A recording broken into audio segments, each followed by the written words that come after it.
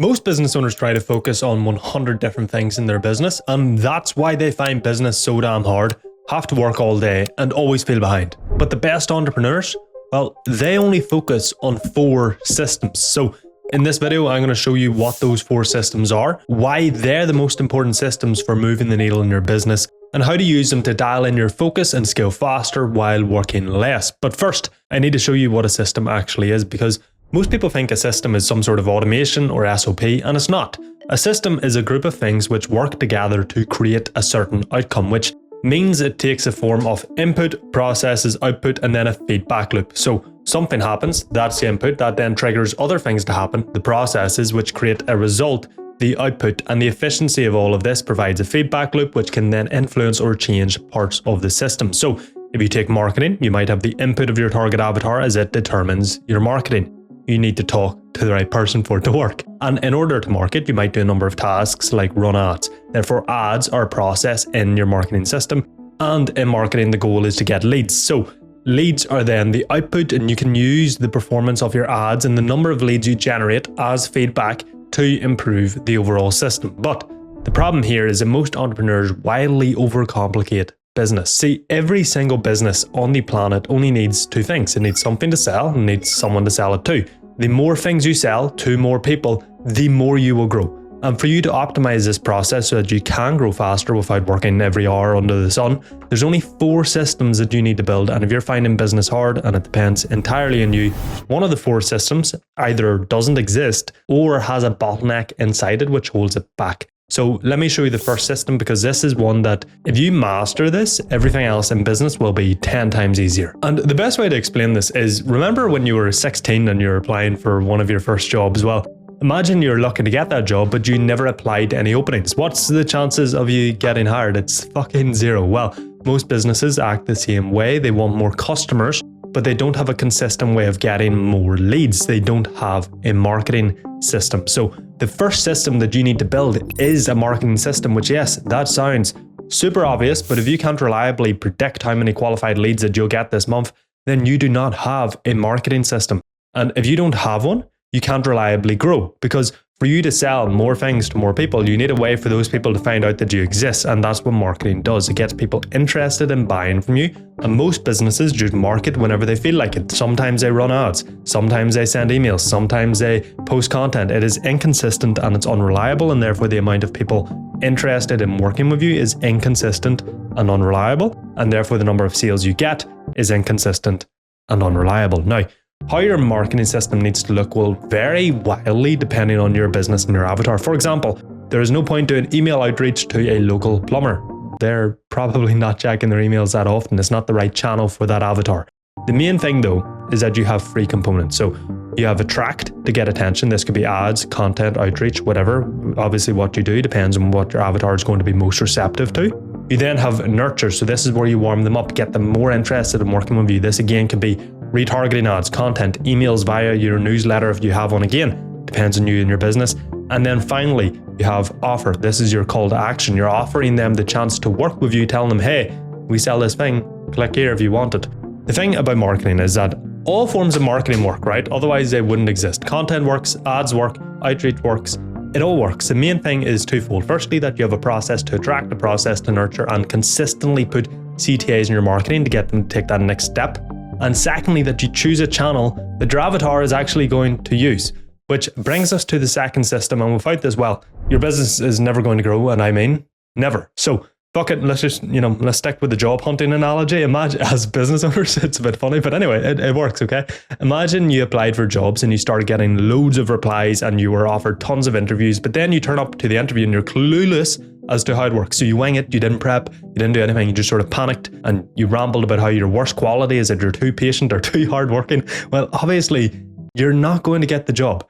And that's exactly what it's like when you don't have a sales system in place, because you might get tons of leads, but you're letting them slip right out the door. So of course, business feels hard. So once people know about you, you need to get them to buy, which is where your sales system comes in. And if you want to know if you need a sales system, ask yourself that if you stop selling, because often the business owner is the best seller, so they keep selling. But if you hired someone, a competent salesperson to sell for you, would they know exactly how to sell for your business? If not, then you do not have a sales system. Now again, How this looks will depend on you and your business and what you sell, because your sales system might just involve a landing page on a website, or maybe it's a sales rep in your store, or a sales call, or an offer doc, or proposals. Typically, higher ticket, more expensive stuff involves some level of person-to-person selling with a sales rep, while less expensive things don't. But either way, whether you sell via person or via a website, you need 5 components. You need to capture their attention. This is typically via a hook on your landing page. If it's crap, they don't read the rest of it, so the hook needs to be good. If it's on a call, well, you've already got their attention, and instead this could be your show-up process to make sure they actually show up to the sales meeting. You then want to qualify, so make sure that they're the right fit for the thing that you sell. Then you diagnose, so pinpoint their specific problems and pains, make them know that you understand them and can help them. Then you offer, so make the offer to them, say, hey, this is what we sell, this is what you get. Then you close and you get them to buy. Now, depending on how you sell, those 5 steps might happen across your sales page via your copy or via the conversation you have in your sales meeting. And if you have all of this built out for your business and the things that you sell, you'll be able to give this system to anybody, train them on it, and get conversions and sales without you having to do it. But something you have to be careful with when it comes to sales problems is that sales problems aren't always sales problems. Maybe your marketing is shit, so it brings in the wrong people who are not qualified for what you sell. Or maybe it's a terrible offer which nobody wants to buy. It could also, though, be a shit salesperson, which is a sales problem, and they need trained up. Either way, you need a sales system, but just be aware that sales problems can come from other areas of the business. And that brings us to the third system, which in the long run is the system most likely to create the exponential results that every business owner wants. But it is often the most overlooked, because I mind when I used to run my ghostwriting business a few years back, I was able to get clients' results myself. But as I started to scale, I would hire contractors, and I would hire based on their ability to write content. But when it came to writing content for my clients, the results were bloody shit. There's no nicer way to put it. It was as if they had never wrote content in their life. And of course, I blamed them. But in reality, it was all my fault because I hadn't built out my delivery system to tell them how I want things done. And this happens to so many business owners because they do a lot of delivery to start. But as they grow, of course, you do less. And to you, it's incredibly simple what needs done. It's your bread and butter. To deliver an amazing product or service in an efficient way is so natural to you, but it is never as clear to someone else as it is to you. So as you delegate delivery, standards might slip and everything becomes inefficient, which leads to you picking up the pieces, stressing out, customers getting annoyed, and it ain't good. But if you can deliver an amazing experience for your customers, they'll buy again, they'll refer others, which makes a delivery system in the long run the most important system you can build due to how it compounds, primarily of LTV to CAC. Now, again, this will be entirely unique to your business and what you sell, because two businesses selling the exact same thing will each deliver that thing slightly or maybe massively differently. And look, you'll notice that I keep saying that each of these systems depends on what you do in your business, which might seem annoying, but it is fucking true, okay? I cannot tell you the number of clients who have come to work with me in the MOS, links in the description by the way, who've copied or been given some cookie cutter system only for it not to work. Well, it doesn't work because it's not based on how you do things in your business. It's why I work directly with the business owner. So the systems that you build in your business when you work with me are entirely bespoke and unique to your business, which is why they work and why you can stick to them. So if you do want to build systems in your business that work so you can work less, scale faster, stop being the bottleneck, click the link in the description below for more information on how you can work with me. But anyway, this delivery system, well, the complexity will vary wildly based on what you sell and the demand on what you sell. But no matter what, you need it systemized so that you can streamline it and make it consistently good so that you can deliver that world-class experience and product. And to make it good, one of the most important things you need to do is define what good actually means, because most business owners will have a vague standard like do a good job, give good customer service, get results. Like, who the fuck does that help? It helps nobody.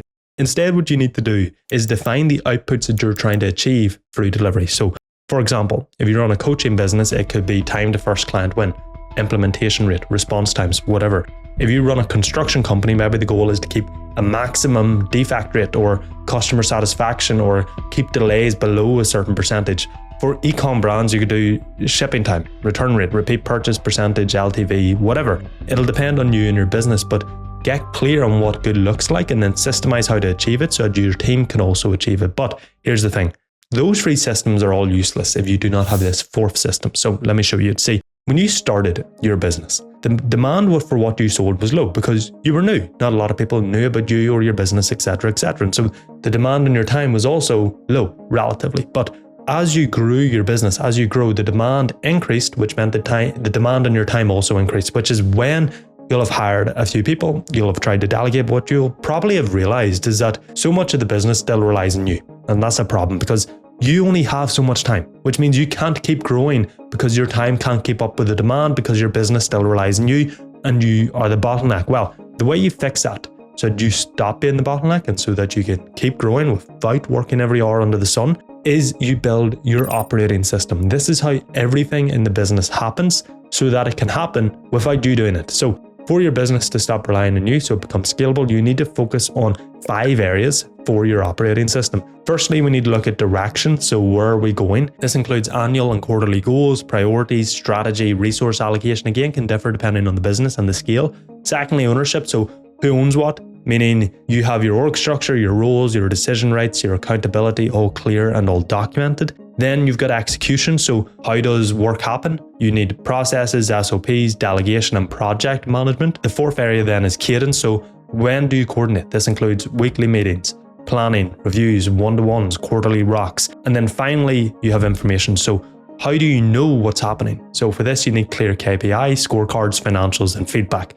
When you're building your operating system, you essentially need to go through those 5 areas and you need to document everything clearly to the point where you can essentially plug anybody into any aspect of your business and they'll have a full understanding of what they need to do, how they need to do it, and when. This way you can hire and delegate without the business bottlenecking on you and it becomes scalable. But here's the problem. I've just given you 4 big systems to build. And you need to build all 4, right? But this is where most entrepreneurs go wrong. They go down one of 2 paths. You'll watch this video, right? And you'll think, great, let me go build all 4. Or you'll think, fuck, this sounds incredibly overwhelming, okay? Especially if how much you already have going on in the business. So let me make this really simple for you. Yes, you need to build all 4 of those systems, but your business will grow the fastest when you identify the system that is currently constraining it. This is essentially theory of constraints, which says there's only ever one constraint in a system, and until you fix it, nothing else matters. So you need to identify which of the 4 systems is your current constraint. Which do you need the most? And then you go all in on building it until it's built. Then you repeat. This way you'll not get overwhelmed and you'll make so much more progress so much faster. Now there's 2 ways to do this. The rough way to do this is ask yourself these questions. Do you have no leads? Then that's a marketing problem. So if you've got plenty of delivery capacity but nobody is interested in buying, focus on marketing to get more interest and more leads. But if you've got leads, but not enough customers, that's a sales problem. So you don't necessarily need more leads. You just need to convert more of the leads that you already have. Or if your sales are good, but your customers are unhappy or your team is drowning, that's a delivery problem. And more marketing or sales will actually make the business worse. So fix fulfillment first. Then if marketing, sales and delivery are all working great, but everything still requires you and you're stressed out and your time is stretched, that's an operating system problem. The constraint is the organization's ability to execute without you. Now, that is the rough way, and you'll likely have a good idea and be going in the right direction if you use it. But the second way and the proper way is to using the feedback loops of each system. So remember, a system is an input, something happens, process, which is more things happening, typically tasks, output, the result, and then the feedback loop. All the things you do in each system are processes, they're tasks which help you achieve an output. You can measure data for each process and the output of the entire system to see the performance of each system. Hence, you can use data or the feedback loop for each system to identify your constraint. That's the right way to do this. So if you want to see how to track that data and how to use it to find the constraint that is holding your business back, click the video on screen now and I'll show you exactly how to do it.